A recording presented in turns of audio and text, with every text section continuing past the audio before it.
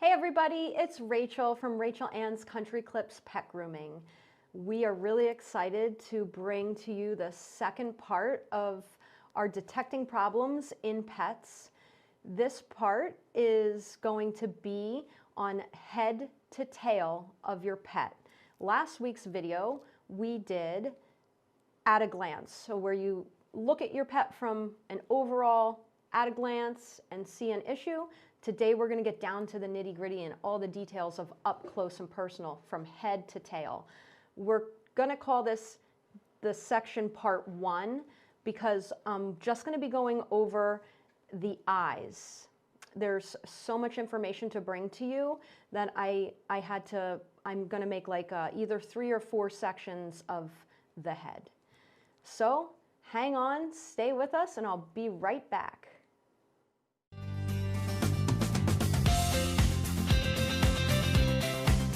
Don't have my little partner in crime. May I say my schmoop is not here? Gwendolyn, she's not here.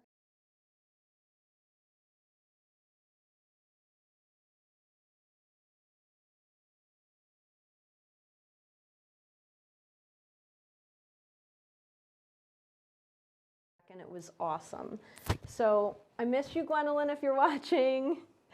Hi, everybody. Sleepy Sal says hi. Oh, I miss and love you so much, Gwendolyn. Hey, Mom.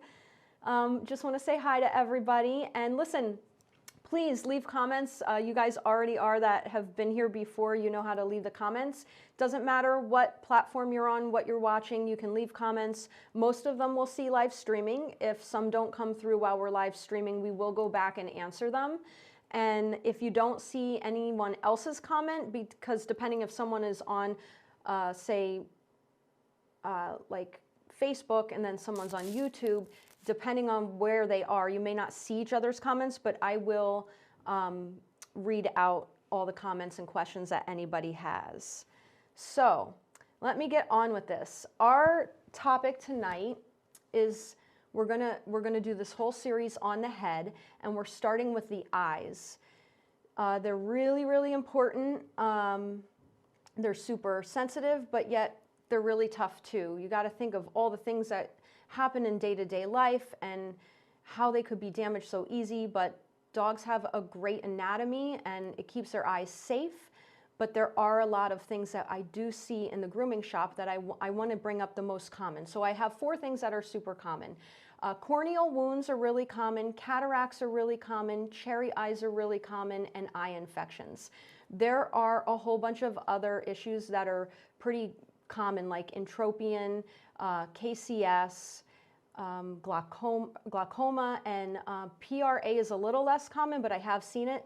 So I'm not going to get into details about every single thing or I'd be here all night. I'm going to go over the 4 things that I see a lot.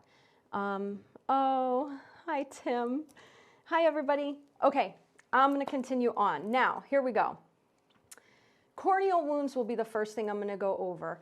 And I was going to put these a little later in the live feed, but it just so happened, I've seen many over my time in the grooming industry, but I just the other week had an amazing little Gimli, a little Brussels Griffon who I love dearly, came in, and he had a corneal wound that actually turned into an ulcer, and he was treated by his vet, was taken care of and everything. And I think we figured out exactly what happened. So I'm going to finish the end of the story once I teach you a little bit more about a corneal wound or corneal ulcer. So what we're going to do is we will put up a diagram of the anatomy of the eye, and I'm not going to get into huge detail, but I am going to show you exactly where the cornea is so that you have an understanding of what we're talking about. On this diagram, you're going to see very basic anatomy of the eye, okay?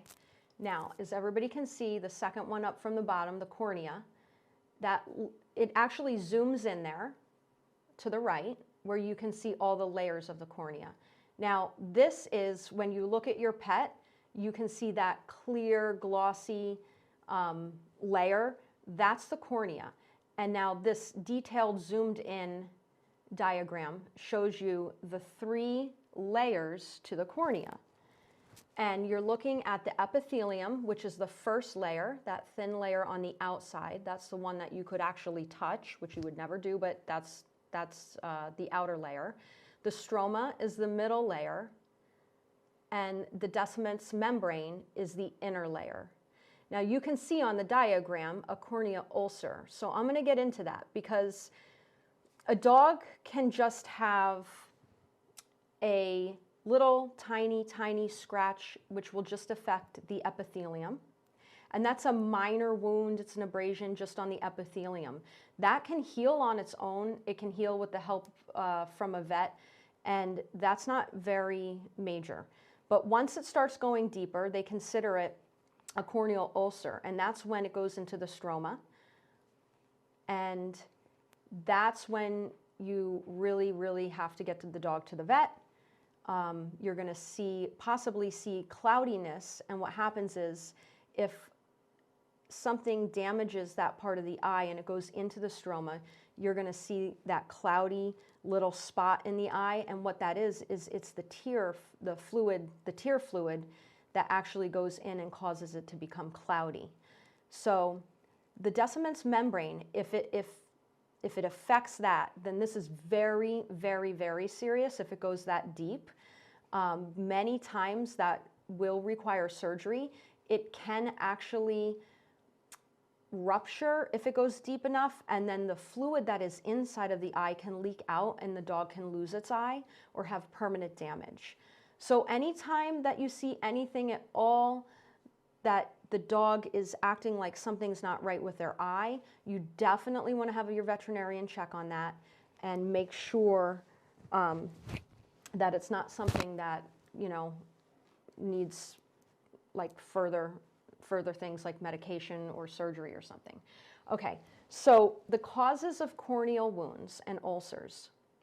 There are many causes, and I'm going to say the most common is trauma.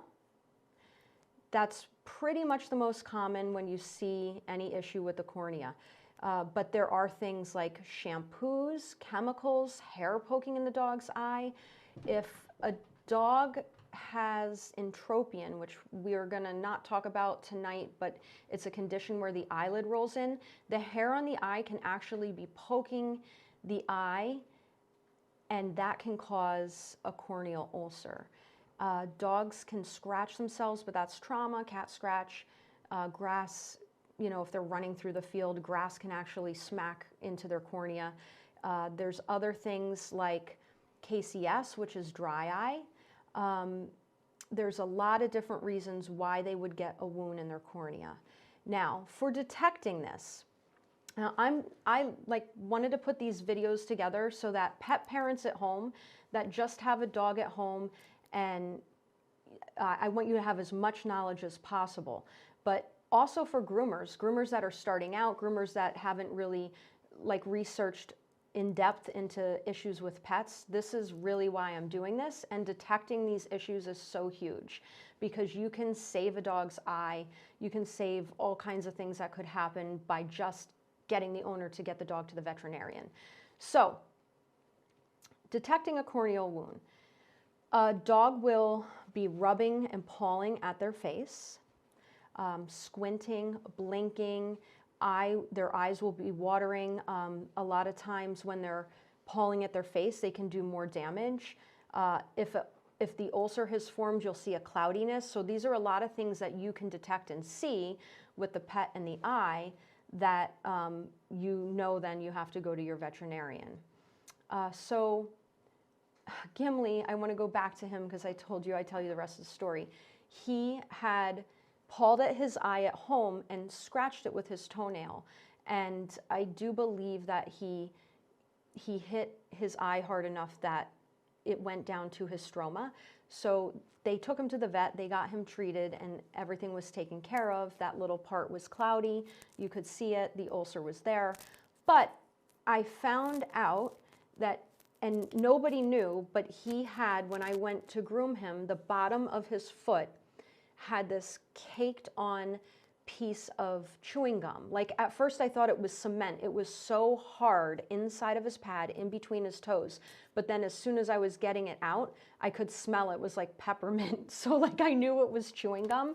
So I don't know what happened. I'm not sure if it's the case or not, but I could feel like he was trying to like rub his paw or something and might have like drug his nail on his eye.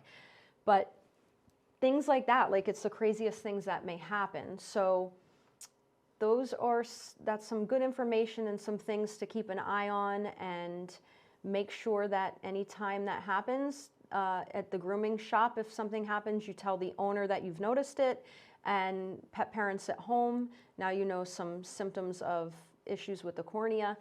And for groomers, a big thing is shampoos. I personally have never, in almost 20 years, ever had an issue with a pet's eye from the shop. I have had pets that travel and have gone down south and come back that actually came back and they did have damage to their eyes from the shampoo. So it is super important, and I can't even express how important it is that you make sure that your shampoo is tearless, soft, gentle, and will not harm the pet's eye. Just using your regular shampoo, like if that goes into your eye, it burns. A true tearless for your pet is the absolute best, and to completely rinse out. I mean, we rinse and rinse and rinse and make sure there's nothing there. But when you're grooming a pet, just so the pet owners understand, when you're scrubbing their face, everybody knows those dogs get so much gunk in here. So we really, really have to get in there, and to be able to really clean it and scrub it good, you really need a decent shampoo. And we have always used the same shampoo for almost 20 years now. It's tearless, it's amazing, and it works wonderful. So that's a big thing. Also, groomers, when you're trimming the dog's eyes, make sure that you have an eye wash all the time, because whenever I groom a dog's face, you can look and see hairs from when you're clipping get into their eyes, and you want to flush that out. So I always take a cotton pad and I lean the dog to either the left side if it's the left eye, the right side if it's the right eye, with the cotton pad there, and then I just flush at the very end of the grooming. The flush doesn't go anywhere, it just flushes anything out that might be in there. And that's the safest way. If you start trying to put your fingers in there, then you could scratch the cornea, so don't ever do that. Okay. I'm wondering if anybody has any questions. No? Okay. Okay, our next topic is going to be cataracts. Now, they're very common. It's not a big, huge, like, scary thing like a corneal ulcer or wound or something like that. Like, oh no, like this happened right now. They typically happen over time. However, pets that have diabetes, they can happen within days. So let me get a diagram up here to show you exactly where the cataracts form. It's our beautiful diagram. I love this one. It's a basic, really nice diagram. The lens at the top there, follow that line down and you can see where the lens is. That's where the cataracts form. So why? The reasons why.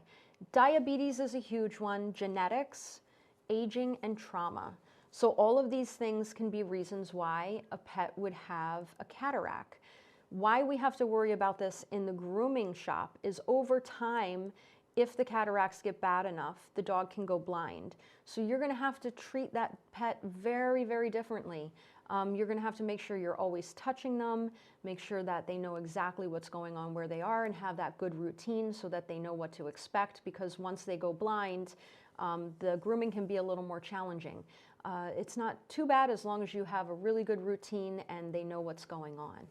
Now, for pet parents, a great thing to know is if your dog is perfectly beautiful eyes, and then all of a sudden within a few days or a few weeks they have this white coloration inside their eye and you really notice a change, you want to get them to the vet right away, because they could have diabetes. It doesn't mean they will, but they could. That's usually what happens with cataracts with dogs with diabetes. It happens pretty fast.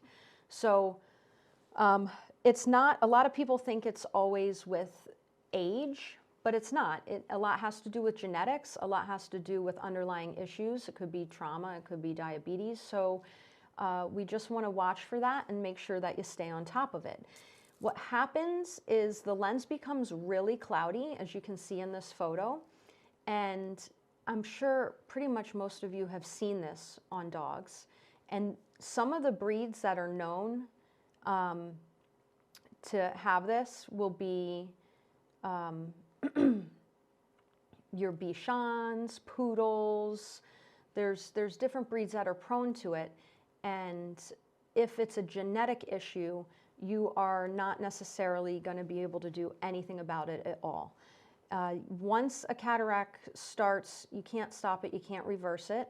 However, the really good news is if the cataract gets bad and the pet is a good candidate, now the pet has to be a good candidate for surgery, and there's a lot of things that would, reasons that would, make them not a good candidate. So as long as they're a good candidate for surgery, then you can have cataract surgery on the dog, and they will go back to seeing beautifully, pretty much just like cataract surgery in people, they can fix it.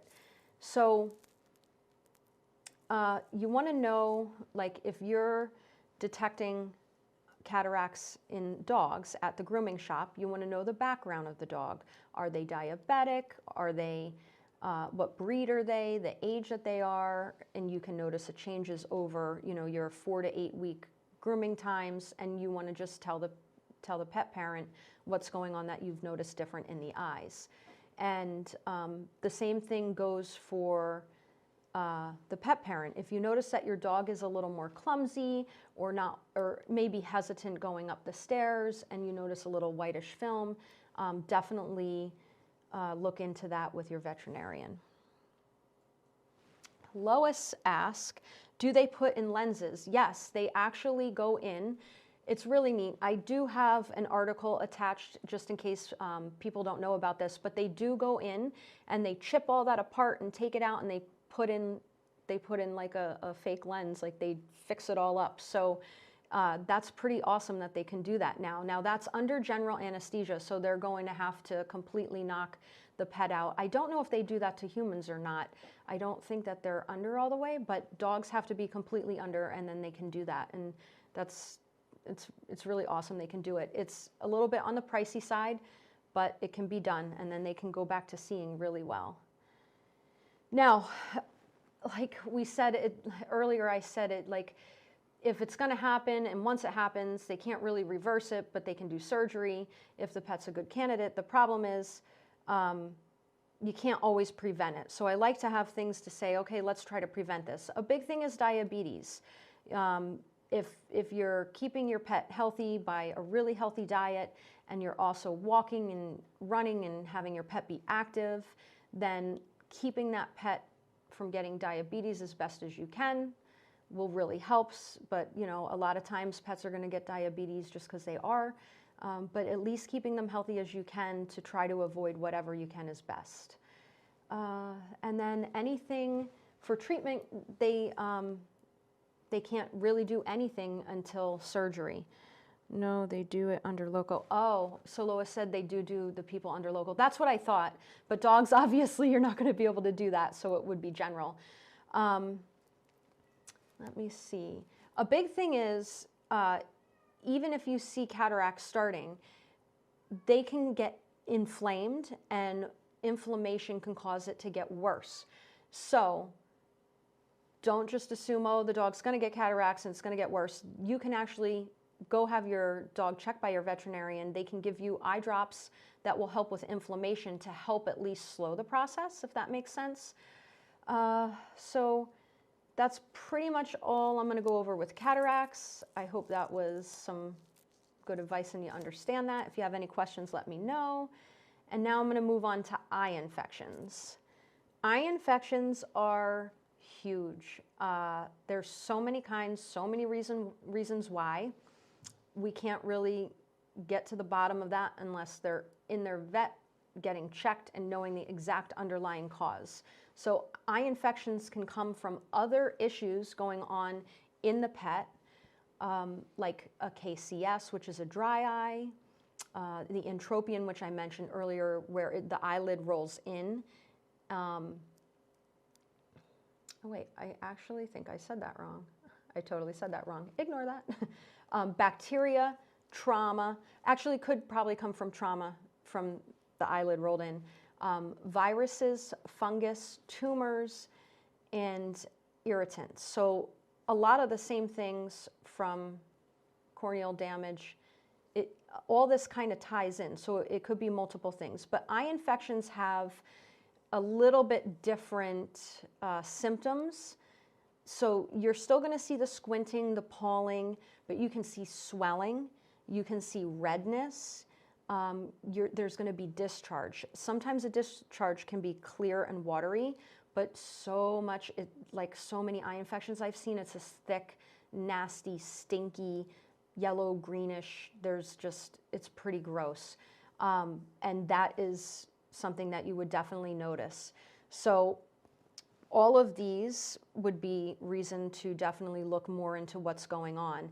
And the dry eye can cause that thick gunk to form on the eye just because there's not enough tear production. So all that can tie in and contribute towards cataracts. Treatments for, not cataracts, oh my God, did I say cataracts? I don't like being live. I love being live, I love you guys, but it's like terrifying and I talk too much and too fast. Okay, eye infections. All of that is from, can be from eye, like contribute towards eye infections. And now treatments will depend on what kind of eye infection it is. So if it's from a bacterial infection, a viral infection, I mean, there's actual viral infections in the body that can cause eye infections. So you have to get to the underlying issue of why the dog has an infection, and then you can have it treated. So sometimes it might just be drops in the eyes. Sometimes the vet's going to find out that you know, there's other underlying issues that they would have to treat that along with the eye infection. So if you're a groomer and you notice any of those things, make sure to tell the pet parent. And now the pet parents, you guys have a little bit more information on, you know, noticing an eye infection. Our next topic is cherry eye. I don't know how many people know about cherry eyes. I think a lot do, but if you haven't been around a lot of dogs and you never had a dog that had a cherry eye, you might not know. So where the cherry eye is located is, it's behind, what happens is there's a gland behind the nictitating membrane. And the nictitating membrane is a cool word. It just means a third eyelid. And you can see it here. The third eyelid is where that arrow's pointed, and it's almost like that alien eye, that eyelid that flaps over from the side. That's there to protect the dog's eye. And what happens is there's a gland behind there, and when that gland prolapses, it will come out, and then it like pops out, and you can see it looks like a cherry eye. I don't know if that looks like a cherry, but that's what it's been named. So the connective tissue that's connecting that gland in there, it becomes weak or damaged, and then it will prolapse out, and this is exactly what it looks like. Now, sometimes they're tiny, and sometimes they're huge, and it's kind of crazy because sometimes you can literally see it pop out, and it will be like a little cherry eye popped out, and you can gently close the dog's eye and gently massage down towards the nose on an angle, and you can actually very carefully with the eye closed, just massage it and it can go back in. So that is best case scenario, that it goes back in from a gentle massage, but a lot of times a cherry eye will pop out, it will go back in, it will pop out, it will go back in, and then sometimes it will pop out and stay out. And a lot of times they do stay out. So what happens when they stay out is that the actual membrane can become damaged. It can lead to the dog not blinking as much, and then the dog's eye can become damaged. And a lot of times when the cherry eye is out, that gland actually produces tears, and it will produce less tears, so then a dog will have less tear production, and that will cause issues. So I have over the years seen so many cherry eyes that I can't even count. And I have seen some go for years with no issues. And then I have seen some cause issues relatively fast. So it really depends on the individual pet. Now, for groomers, if you have a dog in the shop and a cherry eye comes out, it does not mean that you're doing something that caused that cherry eye to come out. And you do not have to have a panic attack. But you do need to tell the owner. And the owner may say, hey, I already have had that happen. But that is something that definitely needs to be told to the owner. Let the owner be aware of that. And a lot of the breeds there's specific breeds, Cocker Spaniels, Boston Terriers, Shih Tzus, Bulldogs, and any of those brachycephalic breeds that have the pushed-in faces. Any puppies with really short snouts and pushed-in faces, they tend to get cherry eyes. So know your breeds and also know, the background of the cherry eye so that you don't, stress out and think something really terrible happened. Anti-inflammatory eye drops can be given. That will help. But if the cherry eye persists over time, you definitely want to have that checked out because that may require surgery to prevent further damage to the eye. There's a whole bunch of other things that I really want to go over with everyone, but don't want to drag this out to be 2 hours because I can go on and on and on. So glaucoma, entropion, KCS, which is the keratoconjunctivitis sicca, that is called dry eye in layman's terms, and PRA is not really common, but I have seen it in quite a few pets, and that's where they actually go blind by the time they're like 3 or 4. It's very, very sad. If anybody wants to know any more details on anything related to eyes, let me know and I'll put a video together. If anybody has any questions, shoot them out. If not, I hope everybody learned a little something and enjoyed the video, and I literally cannot wait until my kiddo's back here to do next week's video. I hope everybody has a really good night. I love you guys. Oh, don't forget to subscribe to our YouTube channel, please. And follow us on Facebook, Instagram. We're all over. All right, have a good night.